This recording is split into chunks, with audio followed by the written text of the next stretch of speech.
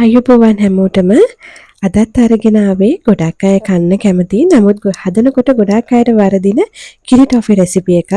මම මේ කිරි ටොෆි රෙසිපි එකක් මගේ channel එකේ මීට කලිනුත් දාලා තියෙනවා. නමුත් මම අද මේ වීඩියෝ එක කරන්න හිතුවේ මේ විදිහට කිරි ටොෆි එකක් ලස්සනට හදාගන්න මේ විදිහට පිළිවෙලට නීට් එකට කිරි ටොෆි කපා ගන්න පුළුවන් විදිහක් ගැන කියලා දෙන්න. ඉතින් මේක අවසානයේ වෙනකන් අරඹන්න සොයන් රැකියා කරන අයට ගොඩාක් වටිනවා මේ වීඩියෝ එක. ඉතින් වැඩි කතා නැතුව අපි බලමු කොහොමද හදන්නේ කියලා. මම මුලින්ම මේ වගේ පෑන් එකක් අරගෙන ඒකට බටර් ටිකක් ගා ගන්නවා. ඒක පැත්තකින් තියා ගන්නවා. ඔයගලන්ට පොල් තේ ටිකක් ගා ගන්නත් පුළුවන්. ඒ වගේම මේ වගේ අඩිය ගානකම පතුල තියෙන භාජනයක් අරගෙන ඒකට මිල්ක් මේඩ් ටින් එකක් එකතු කරගන්නවා. 390ක ග්‍රෑම් ප්‍රමාණය එකක් තමයි මම මෙතනදී එකතු කරගන්නේ. ඊට පස්සේ මේ මිල්ක් මේඩ් ටින් එක දාගෙන ඒක හොදලා එකකින් වතුර චුට්ටකුත් මම මේකට එකතු කරගන්නවා. සම්පූර්ණයෙන් ගන්න පුළුවන් වුණොත් වතුර එකතු කරන්න අවශ්‍යම නැහැ.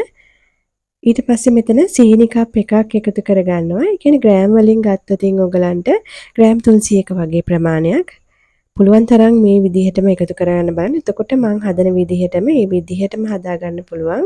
ඔයගලන්ට මම දැන් මෙතන බටර් තේ හැඳි එකක වගේ ප්‍රමාණයකට එකතු කරා.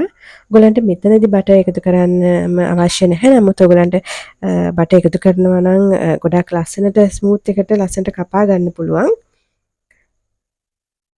ඊට පස්සේ මම ලිපේ තියන්න කලින් මේ ටික හොඳට කලවම් කරගන්නවා.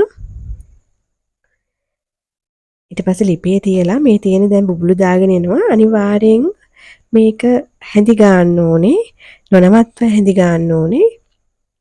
ඒත් එක්කම වටේ තියෙන ඒවත් එකතු කරලා අඩිය තියෙන ඒවත් එකතු කරගෙන හොඳට හැඳි ගන්න ඕනේ. මම මේ වෙලාවේදී වැනිලා මුඩියෙන් එකක් එකතු කරගන්නවා.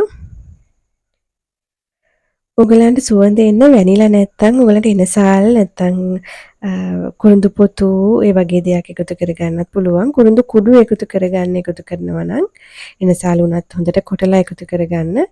ඒ සුවඳට කැමති නැත්නම් වැනිලා එකතු කරගන්න පුළුවන්. මේ තියෙන්නේ විනාඩි 20කට විතර පස්සේ මේ බලන්න මේ හොඳට මේ විදිහට එනවා.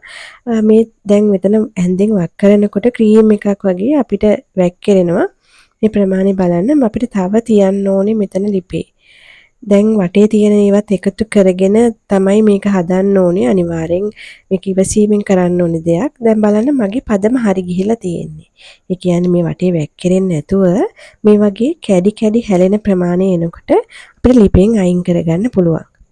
අනිවාර්යෙන් බලන්න මේ වගේ මේ පදම වටේ මේ වගේ එකතු වෙලා ටිකක් ගල් වේගෙන එනවා වගේ එනකොට ලිපෙන් අයින් කරගන්න ඕනේ. දැන් මෙතනදී අපිට මේ ටික අපි ඉක්මනින් කරගන්න ඕනේ. මොකද මේ නැත්තම් මේක ගල් වෙන්න පුළුවන්. ඉතින් ගල් වෙන්න කලින් අපි මේක ඉක්මනට තැටියට මාරු කරගන්න ඕනේ. මේ විදිහට තැටියට මාරු කරලා මම කෙසෙල් කොලයකට පොල් තෙල් ටිකක් නැත්නම් බටර් ටිකක් ගාගෙන මේ විදිහට අපිට තුනී කරගන්න පුළුවන්. ඉතින් ඉක්මනට මෙතන කරන්න ඕනේ. නැත්නම් අපිට මේක ගල් වුණොත් අපිට ලස්සනට තුනී කරගන්න බැරි වෙනවා. කෙසෙල් කොලයකට තෙල් ටිකක් ගාගත්තාම අපිට ලස්සනට තුනී කරගන්න පුළුවන්. ඉතින් ස්වයං රැකියා කරන අයට වගේ නම් ලස්සනට හැඩයට කොටුවට හැඩයට තුනී කරගන්න. එතකොට අයින් කරගන්න නැතුව අපිට ලස්සනට කපා ගන්නත් පුළුවන්.